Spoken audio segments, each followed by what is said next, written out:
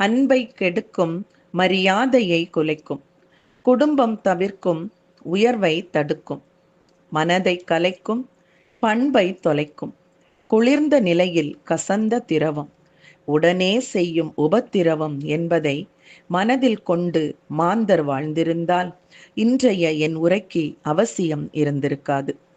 அனைவருக்கும் என் அன்பின் வணக்கங்கள். இன்று நான் உங்களை சந்தித்து உங்கள் முன் போதை விழிப்புணர்வு பற்றிய சில கருத்துக்களை கூற விரும்புகிறேன். யாரையும் குறை கூற விரும்பவில்லை. இளம் கன்று பயமறியாது என்பார்கள். ஆனால் போதைக்கு அடிமையானால் வாழ்க்கை என்னும் பூந்தோட்டம் போராட்டம் ஆகிவிடும். போதை என்னும் அரக்கனை நாம் காசு கொடுத்து வாங்கும்போது வாழ்க்கை முழுவதும் வேதனைதான் மிஞ்சும். விடலை பருவத்தை எட்டும் வாலிபன் வாயில் விஸ்கி வாசனை வீசுது. பள்ளி பருவத்தை தொடும் மாணவன் மதிமயங்கி போகிறது. காரணம் இந்த பாழாய் போன போதை. புகைக்க புகைக்க நற்பண்புகள் உன்னை புதைக்கின்றது. புகையை உள்ளே இழுக்க இழுக்க மரணம் உன்னை நெருங்குகின்றது. மது என்பது ஒரு உணவல்ல, போதைப் பொருள் என்பதை மறவாதீர்கள். மதுவினால் பல பதார்த்தங்கள் தயாரிக்கப்பட்டாலும் அதே மது அளவுக்கு மிஞ்சி போகும்போது பல குடும்பங்கள் அழிக்கப்பட்டு அமிர்தமும் நஞ்சாகும் நிலைக்கு ஆளாகி விடுகின்றது. மது என்னும் அரக்கனாலும் போதை என்னும் விஷக்கிருமியாலும் அகால மரணம், கொலை, கொள்ளை, இன்னும் பல தீய பழக்க வழக்கங்கள் உண்டாகின்றன. ஞாபக சக்தியும் சிந்தனை ஆற்றலும் சிதைந்து போகின்றன. அறிவென்னும் நிதானத்தை இழந்து ஒழுக்கத்தையும் மன அடக்கத்தையும் சீர்குலைத்து அடுத்தவர் நம்மை அவமானப்படுத்தும் நிலைக்கு கொண்டு போய் சேர்ப்பதே மது என்னும் அரக்கனின் வேலை. கள் உண்ணாதே என்று அறிவுரை சொல்ல விரும்பிய தெய்வ புலவன் திருவள்ளுவர், துஞ்சினார் செத்தாரின் வேறு அல்லர், என் ஞான்றும் நஞ்சு உண்பார் கள் உண்பவர் என்கிறார். அதாவது உறங்கியவர் இறந்தவரை விட வேறுபட்டவர் அல்லர் என்பது போல கள் உண்பவரும் நஞ்சு உண்பவரே ஆழ்வர் என்று அறிவுறுத்துகின்றார். இந்த மதுவினால் உடலில் பல நோய்கள் ஏற்படுகின்றன. இரைப்பை, இரத்த குழாய், இதய அடைப்பு, கல்லீரல், நரம்பு மண்டலம், சிறுநீரகம் போன்ற உறுப்புகள் பாதிக்கப்படுகின்றன.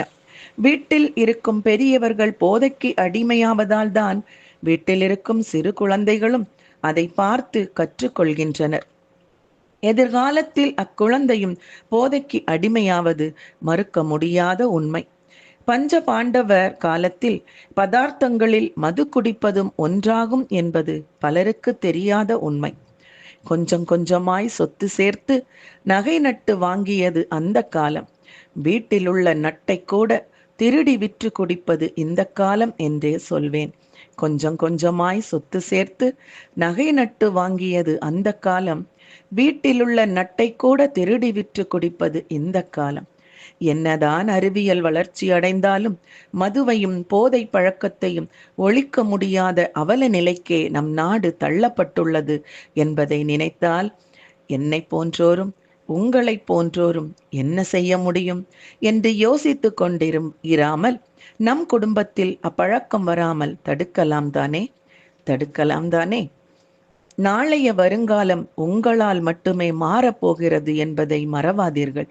மாற்றங்களை உருவாக்கப் போகிறவர்கள் நீங்கள் என்பதையும் மறவாதீர்கள். ஆற்றின் ஆழப்பகுதி அதிகம் என்னும் அறிவிப்பை கேட்டதும் அவ்விடத்தை விட்டு அகலும் நாம் சிகரெட்டின் அட்டை பகுதியில் புகைப்பிடித்தல் உடலுக்கு கேடு என்று அறிவித்த பின்பும் அக்கருமத்தை புகைக்கும் உள்ளங்களை என்னவென்று சொல்வது? இவர்களுக்கு அறிவுரை கூறுவது களித்தானை காரணம் காட்டுதல், கீழ்நீர் குளித்தானை தீத்துயரி இயற்று என்னும் குறளின் பொருளுக்கு சொந்தமாகிறது. அதாவது கள் உண்டு மயங்கியவனிடம் நல்லென சொல்லி திருத்த முயல்வது நீரில் மூழ்கிய ஒருவரை தீப்பந்தம் கொண்டு தேடுவது போன்றது என்கின்றார் பொய்யில் புலவர் திருவள்ளுவர்.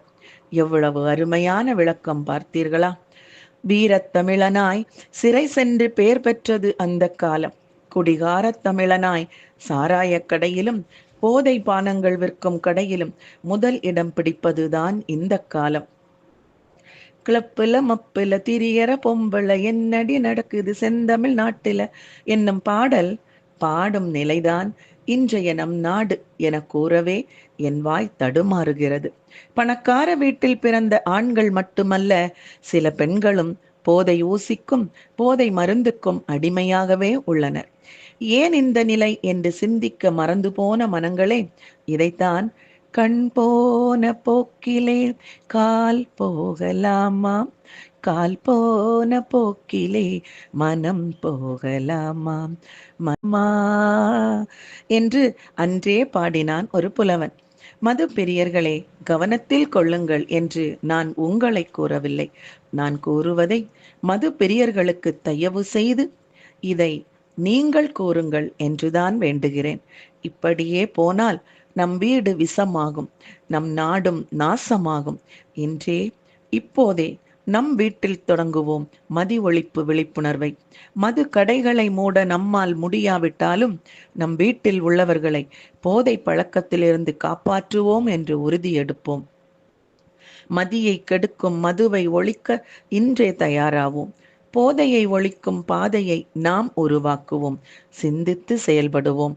போதையின் பாதை தவிர்த்து கல்வி என்னும் பாதையில் நிமிர்ந்து நின்று சாதனை பல புரியுங்கள் என்று கூறி முடிக்கிறேன். நன்றி.